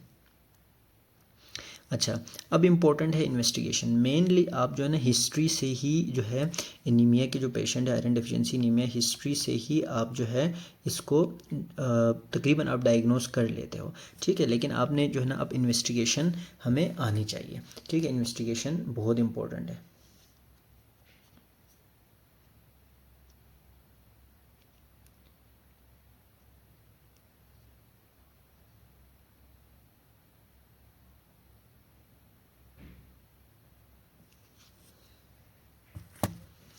अच्छा, अब हम देखते हैं इन्वेस्टिगेशन में, देखें फिर ब्लड का पेरिफेरल ब्लड में हम क्या देखते हैं, हीमोग्लोबिन देखते हैं। सबसे पहले तो हम हीमोग्लोबिन देखते हैं ना, हीमोग्लोबिन देखें हम अभी सबसे पहले आप क्या देखोगे, सीबीसी से ही जो है ना तकरीबन आपको एनीमिया डायग्नोस हो जाएगा। अगर आयरन डेफिशिएंसी एनीमिया की पिक्चर क्या होगी, सीबीसी में HB क्या होगी, लो, MCVB लो, MCHB लो, MCHCB लो हो जाएगा, मतलब सब कुछ लो हो जाएगा इसमें। ठीक है, माइक्रोसिटिक हाइपोक्रोमिक एनीमिया। तो मेन चीज़ आप यहीं से सीबीसी से आप डायग्नोस कर लेते हैं। हम बाकी फाइंडिंग्स देखते हैं। ठीक है, आरबीसी इंडिसिस देखो, MCV कम है। ठीक है, MCHB कम है, MCHCB कम है। ठीक है, और RDW इसमें क्या है, ज़्यादा है। अच्छा, पेरिफेरल स्मेयर में क्या नज़र आएगा आपको, माइक्रोसिटिक हाइपोक्रोमिक सेल। क्या क्या होगा, इससे हमें माइक्रोसिटिक हमें पता चलेगा, और कलर जो है ना इसका कलर इतना ज़्यादा नहीं होगा जितना नॉर्मल से कम ही होगा, और रेटिकुलोसाइट काउंट जो है वो कम होगा। ठीक है, रेटिकुलोसाइट काउंट कम होगा। क्यों, रेटिकुलोसाइट कहाँ पे आता है, जो बेस है ना, बेसिक जो ब्लड बनता है वहाँ से रेटिकुलोसाइट आता है। ठीक है, अब रेटिकुलोसाइट क्यों, क्योंकि आयरन कम है। अब क्या है, आयरन कम है, आयरन ने क्या बनाया था, आयरन ने हीम बनाया था ना। अब जब हीम ही नहीं आए तो रेटिकुलोसाइट भी कम होगा। ठीक है, other causes of low MCV मैंने आपको ऊपर बताया था, TICS से आप याद कर सकते हैं। ठीक है, थैलेसीमिया, क्रोनिक डिजीज़, सिड्रोब्लास्टिक, फिर लेट पॉइजनिंग, और आयरन डिफिशिएंसी एनीमिया जो कि हम ऑलरेडी पढ़ रहे हैं। तो ये चीज़ें आपने याद रखना है। अच्छा, इसके बाद जो बोन मेरो में आप देखोगे, बोन मेरो एरिथ्रॉइड हाइपरप्लेजिया। अब जो है आयरन नहीं है तो बोन मेरो क्या करेगा, ज़्यादा जो है ना वो काम करने की कोशिश करेगा, ठीक है, तो उसकी एक्टिविटी हाइपर हाइपर हो जाएगी, ठीक है, एरिथ्रॉइड हाइपरप्लेजिया। फिर बोन मेरो आयरन में क्या है, एब्सेंट है आयरन, क्यों, क्योंकि आयरन वहाँ पर जा ही नहीं रहे ना। और जो है फिर बायोकेमिकल टेस्ट में क्या करेंगे हम, फेरिटिन देखेंगे। सबसे पहले फेरिटिन क्या होगा, कम होगा, क्यों, क्योंकि फेरिटिन स्टोर फॉर्म था ना, फेरिटिन स्टोर आयरन था, अब आयरन है ही नहीं तो डिक्रीज़ हो जाएगा। सीरम आयरन, सीरम में आयरन भी नहीं है तो ये भी डिक्रीज़ हो जाएगा। ट्रांसफेरिन, ट्रांसफेरिन क्या करते हैं, उसको ट्रांसपोर्ट कर रहा है, तो ट्रांसफेरिन कब इंक्रीज़ होगा, जब आयरन आएगा तभी ट्रांसफेरिन होगा ना। अब जब यहाँ पे आयरन है ही नहीं तो ट्रांसफेरिन भी डिक्रीज़ होगा, ठीक है। फिर सीरम ट्रांसफेरिन एंड TIBC, ठीक है, टोटल आयरन बाइंडिंग कैपेसिटी। अब टोटल आयरन बाइंडिंग कैपेसिटी ये इंक्रीज़ होगा, ये ओनली एनीमिया है जिसमें TIBC इंक्रीज़ होगा। क्यों, क्योंकि देखो अब फीडबैक आता है ना बॉडी को फीडबैक आता है जब आयरन आयरन लो हो जाता है, ठीक है, आयरन लो होगा तो ये जो है ना अपने रिसेप्टर्स को एक्टिवेट करेगा कि अब लो है, अब तुमने जो है ना यहाँ से आयरन उठाना है। तो टोटल आयरन बाइंडिंग कैपेसिटी क्या होगा, total iron binding capacity increase हो जाएगा, क्योंकि उसको फीडबैक आ रहा है कि आयरन कम है, लेकिन ये इंक्रीज़ होगा, लेकिन इसको तो आयरन नहीं है ना, आयरन इधर से है ही नहीं, तो ये क्या जो है ना बाइंड करेगा अपने साथ, तो इसलिए जो है ना ये सिर्फ इंक्रीज़ हो जाएगा, बाकी सारे डिक्रीज़ हो जाएगा।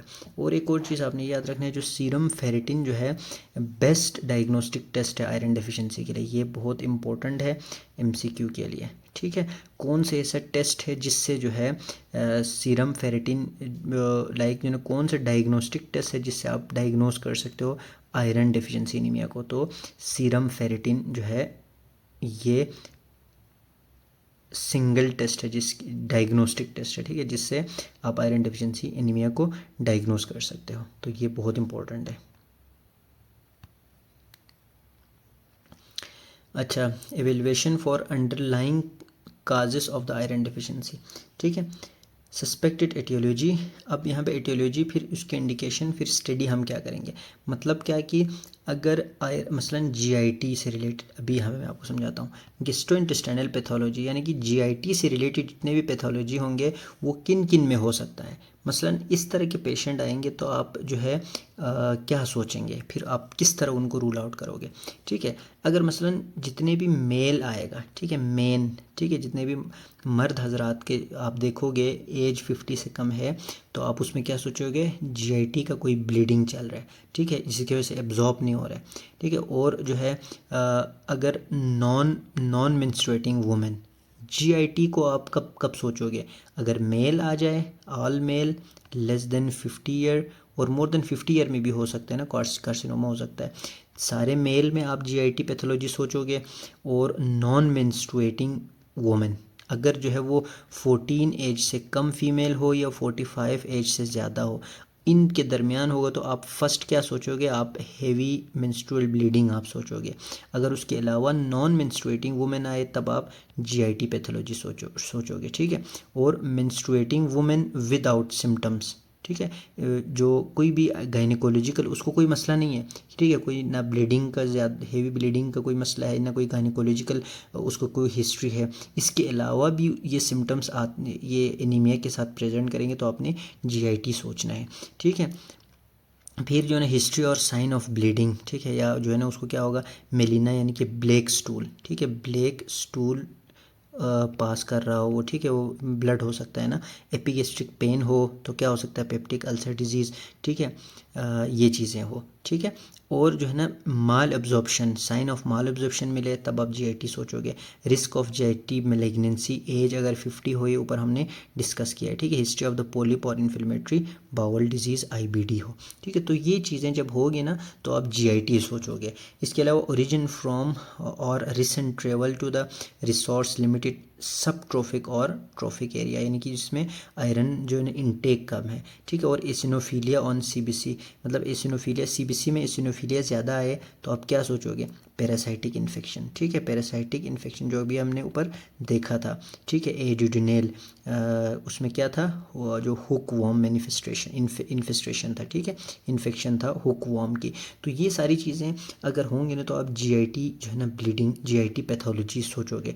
फिर आप उसको कैसे रूल आउट करते हो, आल पेशेंट, जितने भी पेशेंट हैं उसमें हम क्या करोगे, कोलोनोस्कोपी करोगे। ठीक है, कोलोनोस्कोपी से आपको क्या नज़र आएगा, कोलोन का सारा आपको नज़र आएगा, वहाँ पे कोई कैंसर तो नहीं है, कोई वो जो अल्सरेटिव कोलाइटिस तो नहीं है, आईबीडी तो नहीं है, आईबीएस तो नहीं है, ये सारे आपको कोलोनोस्कोपी से आपको पता चलेगा कि ऐसा कुछ मसला है या नहीं। फिर आप जो है ना सीलिक डिजीज़ को चेक करोगे, सीलिक डिजीज़ के जितने भी टेस्ट होता है आप वो करोगे। ठीक है, फिर नॉर्मल इंडोस्कोपी ये चीज़ें करोगे। ठीक है, वही इंडोस्कोपी, कोलोनोस्कोपी कोलोन देखेंगे, इंडोस्कोपी से आप एसोफेगस सारा कुछ देखेंगे। ठीक है, अपर जीआईटी, और जो है ना एच पाइलरी आप टेस्ट करोगे, एच पाइलरी का जितने भी डिजीज़ आपका एब्डोमेन जो कॉमन है ना वो आप रूल आउट करोगे। देखो कोलोनोस्कोपी और इंडोस्कोपी से आपको मेलिग्नेंसीज जो कार्सिनोमास है, कार्सिनोमा वो रूल आउट हो जाएगा। ठीक है, और जब आप सीलिक डिजीज़ सोचोगे तो आप उसको अलग टेस्ट करोगे। ठीक है, और जो एच पाइलरी के लिए आप यूरिया ब्रेथ टेस्ट करोगे। फिर जो सिलेक्टेड पेशेंट होंगे उनमें हम वीडियो कैप्सूल इंडोस्कोपी करेंगे। ठीक है, फिर फीकर अकल्ट ब्लड देखेंगे। ठीक है, इसमें क्या है, कोई जो है पैरासाइटिक इन्फेक्शन तो नहीं है। ठीक है, फिर इसमें जो पैरासाइटिक है उसमें examination of the stool for ओवा एंड द पैरासाइट, ये चीज़ें मतलब क्या है कि ये आपने याद रखना है कि इन ये वाले पेशेंट, जितने भी इस तरह के पेशेंट आएगा या फिर आपको जो एग्ज़ाम में केस देंगे, केस में सारे मतलब एक मेल दिया हुआ है। अब उस मेल में आप दूसरी तरफ जाने से पहले आप ये चीज़ें लिखोगे कि हम उसको जीआईटी प्रॉब्लम हो सकता है तो हम उसको कोलोनोस्कोपी करेंगे, सीलिक डिजीज़ की सेरोलॉजी करेंगे, ये चीज़ें। ठीक है, ये वाले पेशेंट आएंगे तो आप इनमें क्या सोचोगे, जो है जीआईटी का कोई प्रॉब्लम हो सकता है, फिर आप उसको कैसे रूल आउट करोगे, ये सारे जो है टेस्ट यहाँ पे मेंशन है। ठीक है, और गायनिकोलॉजिकल पैथोलॉजी, कोई गायनिकोलॉजी कब सोचेंगे, जब मेंस्ट्रुएटिंग वुमेन, देखो ऊपर हमने देखा था नॉन मेंस्ट्रुएटिंग वुमेन हो तो जीआईटी पैथोलॉजी सोचेंगे।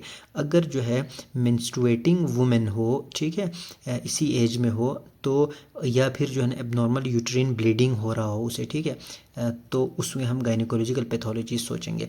तो हम पूरा क्या करेंगे, उसको रूल आउट करने के लिए गायनिकोलॉजिकल वर्कअप करेंगे। ठीक है, और जो है ना एबनॉर्मल यूट्रीन ब्लीडिंग को हम देखेंगे कि इसकी वजह क्या है, कोई जो है कैंसर तो नहीं है, सर्वाइकल कैंसर तो नहीं है, ये सारी चीज़ें हम देखेंगे। ठीक है, ओवरियन सिस्ट तो नहीं है ये। और रीनल पैथोलॉजी कब सोचेंगे, जब हेमेचूरिया मतलब यूरिन के साथ जो है ब्लड आए, जब यूरिन के साथ ब्लड आए, फिर जो है नेफ्रोटिक सिंड्रोम या नेफ्राइटिक सिंड्रोम, इनका जो है ना सिम्टम्स आए, तो आप क्या सोचोगे, रीनल पैथोलॉजी सोचोगे। देखो ये आपने किस तरह मतलब पेशेंट की हिस्ट्री देखेंगे, वो कहेगा कि मुझे छोटे पेशाब के साथ जो है ब्लड आ रहा है, तब आप क्या सोचोगे, आप रीनल पैथोलॉजी सोचोगे। ठीक है, जाहिर बात है यूरिन कहाँ से आते हैं, इधर से आ रहे हैं ना, और एक फीमेल आते हैं मेंस्ट्रुएटिंग है तो आप गायनिकोलॉजिकल वर्कअप करोगे। तो इस तरह आपने देखना है।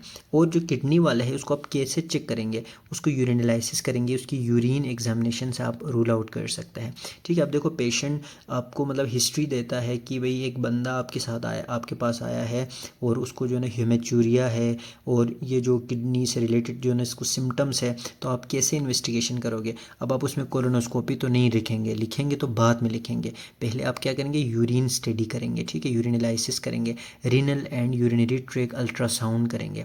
ठीक है, और जो है ना फिर नेफ्रोटिक के जो है ना टेस्ट वगैरह हम करवाएंगे। ठीक है, और अगर किसी को जो है ना हेमोप्टाइसिस हो रहा है, ठीक है, उसको जो है ना फॉर एग्जांपल जो है ना स्पुटम के साथ ब्लड आ रहा है, ठीक है, या फिर जो है ना कफ हो रहा है, तो इन चीज़ों में हम पल्मोनरी पैथोलॉजी सोचोगे।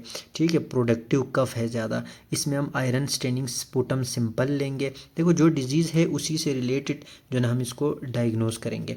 ठीक है, चेस्ट इमेजिंग करोगे, कोई जो है ना पल्मोनरी कोई पैथोलॉजी तो नहीं है। ठीक है, अब देखो ब्लड चाहे जहाँ से भी निकल रहा हो, ठीक है, चाहे स्टूल के थ्रू पास हो रहा हो ब्लड या यूरिन के थ्रू पास हो रहा हो ब्लड, और जो है या फिर जो है स्पुटम के थ्रू हो रहा हो ब्लड। ठीक है, ये सारी चीज़ें, या फिर जो है वेजाइनल पाथवे से आ रहा हो, तो ये सब चीज़ों से ब्लड जब लॉस हो रहा हो ना, तो एट द एंड रिजल्ट क्या होगा, एनीमिया होगा।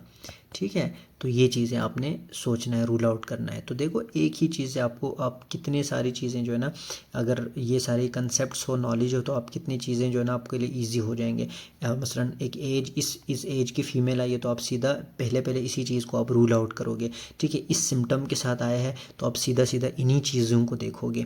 नहीं तो क्या होगा, फिर दूसरे टेस्ट वगैरह करते रहेंगे, असल जो पेशेंट का जो है टाइम है वो वेस्ट हो जाएगा, वो आपके पास आएंगे, फिर किसी और के पास जाएगा, तो इस तरह चलता रहेगा। ठीक है, जब तक कोशिश करना है कि जो है ना हिस्ट्री डिटेल में हो, एग्जामिनेशन अच्छे से हो, ताकि जो है जल्दी जो है ना डायग्नोसिस हो सके। ठीक है, अब ये चीज़ें थी, ये आपने जो मेन चीज़ें सारा कुछ हमने देखा है, इम्पोर्टेंट चीज़ें यही थी।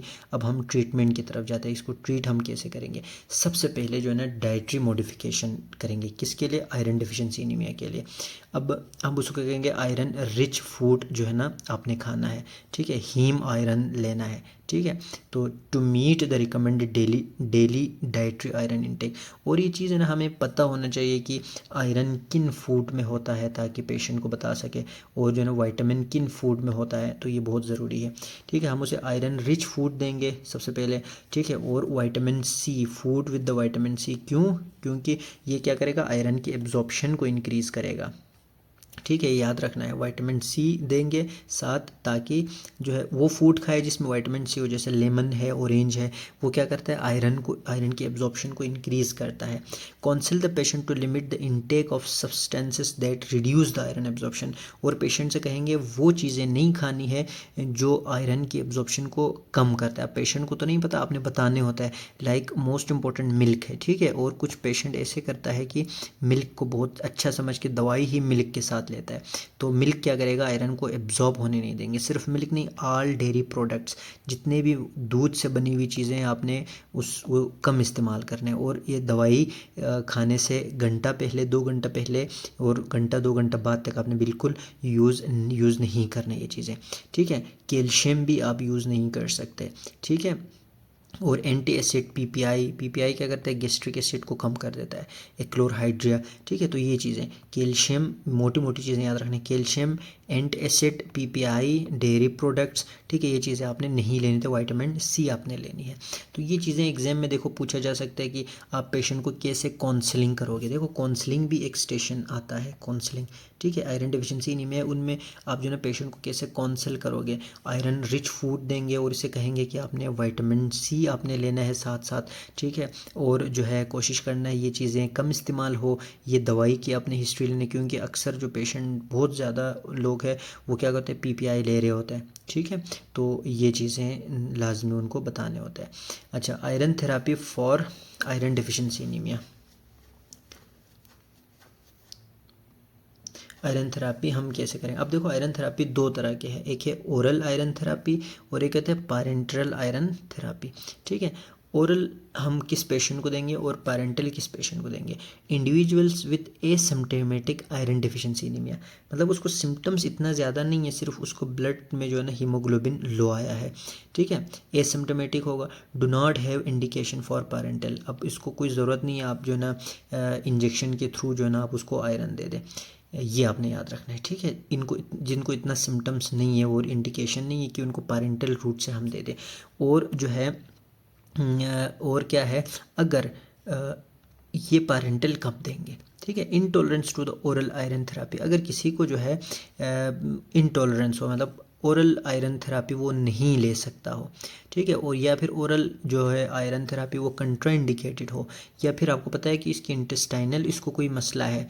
ठीक है, इसके इंटेस्टाइन में कोई ऐसी डिजीज़ है, कोई ऐसा मसला है जिसकी वजह से वो नहीं ले सकता, एब्जॉर्ब ही नहीं होंगे, आप उसको ओरली देंगे तो एब्जॉर्ब नहीं होंगे, तो ये फ़ायदा नहीं है। ठीक है, तब आप पेरेंटली दोगे। ठीक है, patient who decline blood transfusion, कि वो पेशेंट जिसको अभी हम देखेंगे ब्लड ट्रांसफ्यूजन, हम हर पेशेंट को जिसमें भी आयरन डिफिशिएंसी यानी में सीबीसी को देके हम ब्लड तो नहीं डालेंगे ना, तो वो पेशेंट जिसकी हीमोग्लोबिन लेस देन 6 हो, ठीक है, उनको ब्लड लाजमी डालने होते हैं। और वो पेशेंट कहे कि नहीं मुझे ब्लड ट्रांसफ्यूजन नहीं करवाना, नहीं कराना, तो आप उसको क्या देंगे, पैरेंटली देंगे आयरन। ठीक है, फिर क्रोनिक ब्लीडिंग हो उसमें हम दे सकते हैं। ठीक है, patient with renal anaemia who are on the EPO treatment, ठीक है, एरिथ्रोपोएटिन ट्रीटमेंट पे हो, और जो है ना need for rapid iron correction, जल्दी से आयरन जो है ना करेक्शन करना हो।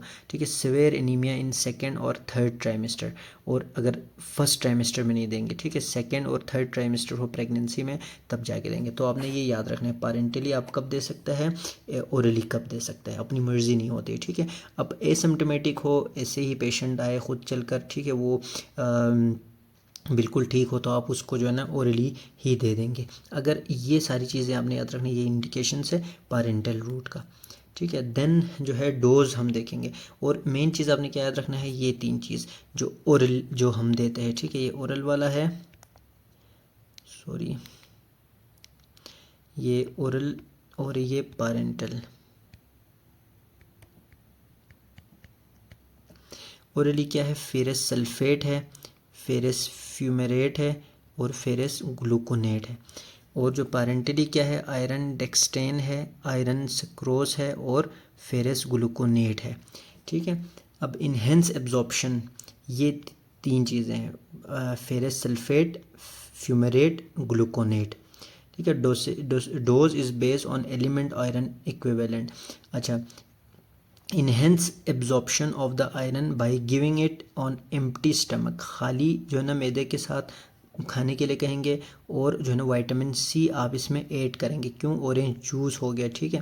ये चीज़ें क्या करता है, इंक्रीज़ करवाता है, ठीक है, आयरन जो आयरन की एब्जॉर्प्शन को इंक्रीज़ करता है, ठीक है। एडवर्स इफेक्ट इसके क्या हो सकता है, एडवर्स इफेक्ट इसके गैस्ट्रो इंटेस्टाइनल डिस्कम्फर्ट हो सकता है, नोज़िया, कॉन्स्टिपेशन, वोमिटिंग, और black discolouration of the stool, ये इंपॉर्टेंट है, ठीक है। जो आयरन का जो साइड इफ़ेक्ट है वो क्या है, ब्लैक डिस्कलरेशन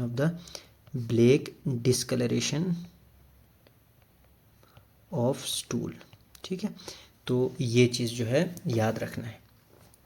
और जो पैरेंटल रूट से जब हम देंगे तो उसमें क्या क्या है, थ्रोम्बोफ्लेबाइटिस काज कर सकता है, ये इंपॉर्टेंट है, थ्रोम्बोफ्लेबाइटिस, माइल्जिया काज कर सकता है, अर्थल्जिया काज कर सकता है, हेडेक काज कर सकता है, ठीक है। तो ये चीज़ें काज कर सकता है।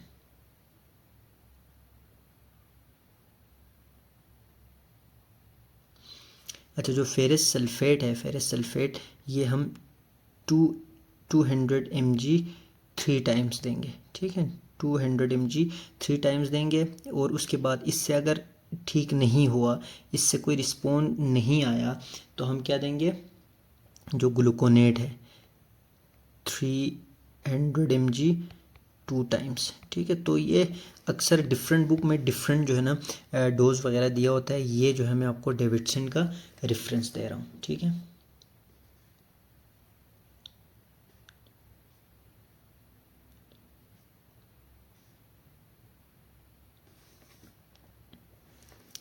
देन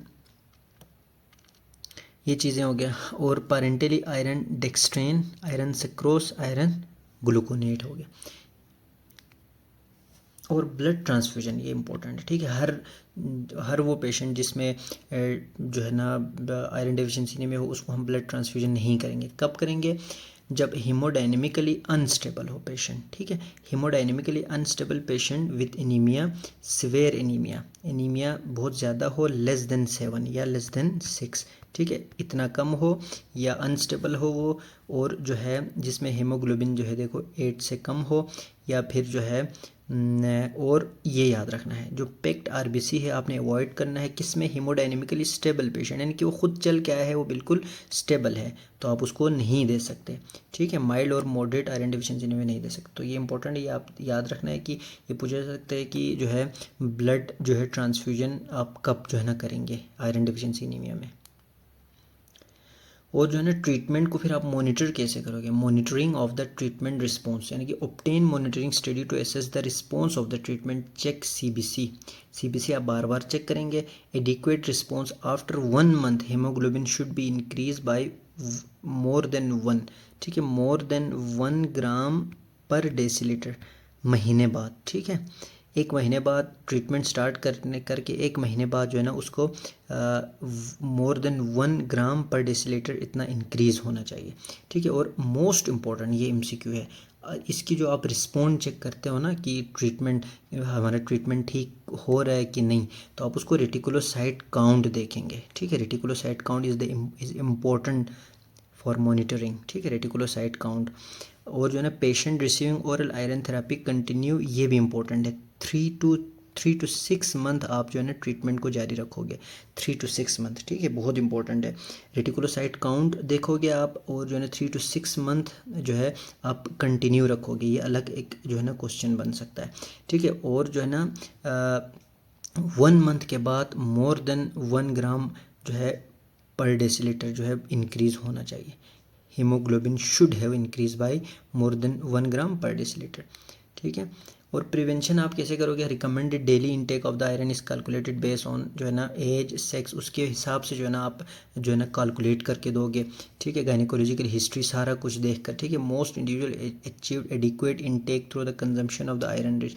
बहुत सारे पेशेंट जो है ना आयरन रिच फूड लेकर ही जो है वो पूरा कर सकता है। ठीक है। लिग्यूम्स हो गया, जो आपके जो है पल्सेस वगैरह। ठीक है। रेड मीट हो गया, डार्क ग्रीन लीफी वेजिटेबल, ये कुछ आपको लाजमी आने चाहिए। Legumes, red meat, dark green leafy vegetables, iron fortified food including fortified formula of the infant. ठीक है। और ये चीज़ें vitamin supplement are indicated in individual unable to consume the recommended amount of the iron rich. अब जो है वो iron rich food कुछ लोग इतना ज़्यादा रिकमेंडेड अमाउंट में नहीं ले सकते, तो अब उनको वाइटामिन सप्लीमेंट्स दे दोगे। ठीक है। और देखिए ये फ्रूट्स है, फ्रूट्स में आयरन है। ठीक है। डार्क चॉकलेट है। ठीक है। रेड मीट है, ये चीज़ें लिग्यूम्स है, ये कॉमनली वो खा सकता है। ठीक है। ग्रीन लीफी वेजिटेबल्स है, और जो है ये चीज़ें आप जो है ना उनको दे सकते हैं। ठीक है। ये आई थिंक ये चीज़ है, पनीर शायद, और जो है ना होल ग्रेन, पम्पकिन सीड, ये इंपॉर्टेंट चीज़ें, एक दो चीज़ें आनी चाहिए। और वो चीज़ें आप बताएंगे जो पेशेंट इजीली जो है ना परचेज कर सकते हो, इजीली ले सकते हो। लाइक ये ठीक है। ठीक है। Legumes, dark green leafy vegetables हो गया, डार्क चॉकलेट, रेड मीट। ठीक है। ये चीज़ें। और गायनिकोलॉजिकल एस्पेक्ट है, अब वो पेशेंट जो प्रेग्नेंट है या फिर जो है गायनिकोलॉजिकल हवाले से कोई जो है ना उनको कोई हिस्ट्री ऐसा है, तो उनमें थोड़ा सा ये चीज़ें मज़ीद आपने जो है ना केयर करने हैं उनका। ठीक है। तो उनमें क्या क्या हो सकता है?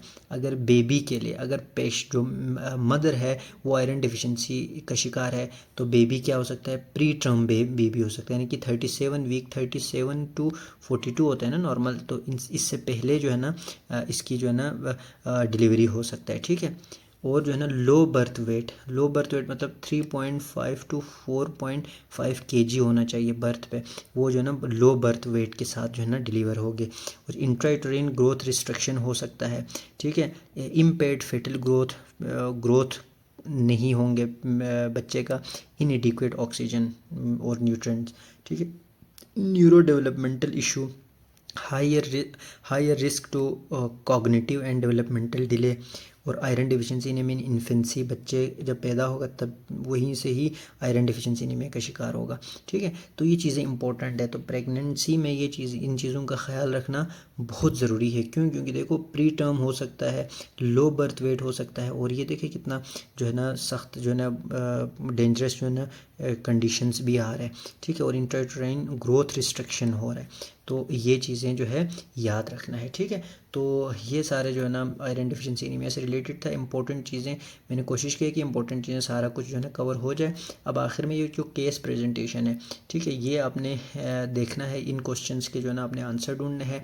अब इन्हीं स्लाइड में ही आपको पूरा मिल जाएगा, ऊपर हमने सब कुछ हमने डिस्कस किया है। अभी मसलन पेशेंट फॉर एग्जांपल जो है आपका कोई भी ओस की एग्ज़ाम होता है, ओस की एग्ज़ाम में आपको एक पेशेंट देता है, आपने हिस्ट्री ले एग्जामिनेशन किया तो वो एनीमिया का पेशेंट है, for example iron deficiency anaemia आता है।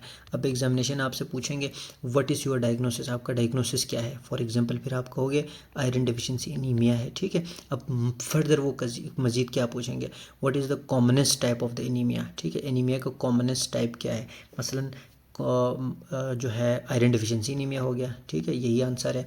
और according to the morphological type of the anaemia, iron deficiency anaemia is which type, हमने पढ़ा है ऊपर। ठीक है। Microcytic hypochromic anaemia.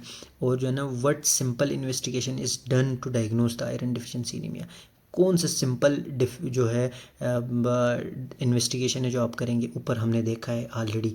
ठीक है। कौन सा है, फेरेटिन। ठीक है। फेरेटिन लेवल, हम सीरम फेरेटिन जो है मतलब अभी तो इसने बोला है सिंपल इन्वेस्टिगेशन। ठीक है। तो उस हिसाब सारे इन्वेस्टिगेशन हम नहीं जो है ना लिख सकते।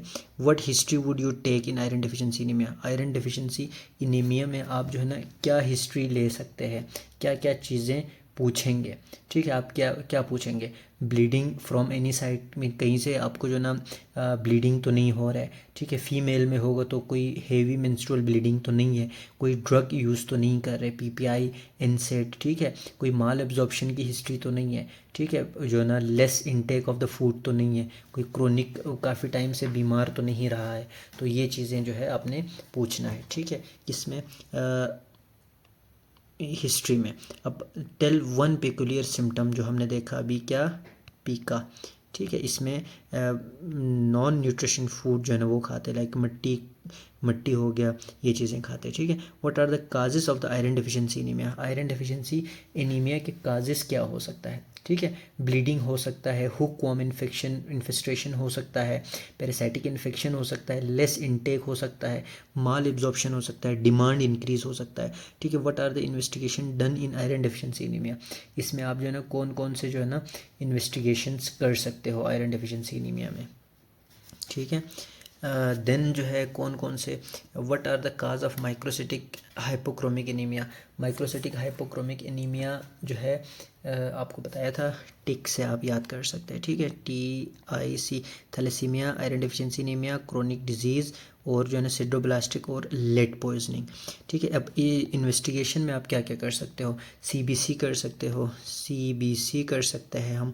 ठीक है, और फेरेटिन लेवल चेक कर सकते हैं, TIBC कर सकते हैं, TIBC इंक्रीज़ होता है। ठीक है, ये चीज़ें जो है ना हम कर सकते हैं, ऊपर हमने सारा देखा है। फिर स्टूल आप दे सकते हो। ठीक है, पैरासाइटिक इन्फेक्शन में प्रोक्टोस्कोपी कर सकते हो, कोलोनोस्कोपी कर सकते हो, इंडोस्कोपी कर सकते हो। ये चीज़ें डिटेल में बेसिक से आगे की तरफ आप जाएंगे। What are the features of the iron deficiency anaemia, iron deficiency anaemia के फीचर्स क्या हो सकता है, कॉमन सिम्टम्स क्या हो सकता है, ब्रिटल नेल हो सकता है। ठीक है, जो है ना स्पून शेप नेल होता है। और क्या हो सकता है, एंगुलर चिलाइटिस हो सकता है, स्टोमेटाइटिस हो सकता है। ठीक है, पेलर हो सकता है। फिर आप प्लमर विंसल सिंड्रोम के सिम्टम्स डालो, एसोफेजियल वेब हो सकता है। ट्रीट कैसे करेंगे, आयरन डेफिशिएंसी एनीमिया की ट्रीटमेंट हमने देखा अभी ऊपर से। ठीक है, अगर सिवियर एनीमिया है तो ब्लड ट्रांसफ्यूजन करेंगे, अगर HB जो है <6 है तो हम इसमें क्या करेंगे, जो है ना ब्लड ट्रांसफ्यूजन करेंगे। नहीं तो हम ओरल फेरस सल्फेट देंगे, और जो है फेरस ग्लूकोनेट देंगे। ठीक है, फेरस सल्फेट था। ठीक है, फेरस सल्फेट देते हैं हम ओरली। अब फेरस सल्फेट मैंने क्या बताया था आपको, 200 mg। ठीक है, 200 mg देंगे हर 8 घंटे बाद या दिन में 3 बार। ठीक है, फिर जो है ना आप फेरस ग्लूकोनेट देते हो, फेरस ग्लूकोनेट, ये ओरल है। ठीक है, फेरस ग्लूकोनेट आप कितने देते हो, 300 mg, 300 mg। ये 8 आवर्स रखें, ये 12 आवर्स रखें। ठीक है, ये हो गया। ठीक है, और जो है ना आप कितने कितने ड्यूरेशन के लिए, देखो, how long will you continue the treatment, 3 to 6 month, 3 to 6 month तक हम जो है इसको कंटिन्यू रख सकते हैं। How to see the response of the iron therapy, सारा ऊपर हमने डिस्कस किया। ठीक है, कैसे चेक करेंगे, रेटिकुलोसाइट चेक करेंगे, रेटिकुलोसाइट्स चेक करेंगे। तो रेटिकुलोसाइट अगर इंक्रीज़ हुआ है तो ट्रीटमेंट रिस्पॉन्स ठीक आ रहा है। अगर रेटिकुलोसाइट ही इंक्रीज़ ही नहीं हुआ, रेटिकुलोसाइट वहीं के वहीं है, डिक्रीज़ है, तो आप क्या सोचेंगे कि आयरन एब्जॉर्ब ही नहीं हुआ है जो हम दे रहे हैं। ठीक है, ट्रीटमेंट ठीक हो ही नहीं रहा। तो ये चीज़ें थी, ये जो है ना क्वेश्चंस आप जो है ना इनके आंसर आप दे सकेंगे at the end of lecture. तो जो है आपका जो है ना कंसेप्ट क्लियर हुआ है related to the iron deficiency anaemia. तो एग्ज़ाम में इसी तरह ही पूछेंगे, वाइवा क्वेश्चन होगा वो उसके में। ठीक है, बाकी MCQs से रिलेटेड चीज़ें जो है ना हमने देखा है ऊपर सारा कुछ। ठीक है, तो आई होप आपका जो है ना कंसेप्ट कुछ हद तक क्लियर हो चुका होगा related to iron deficiency anaemia.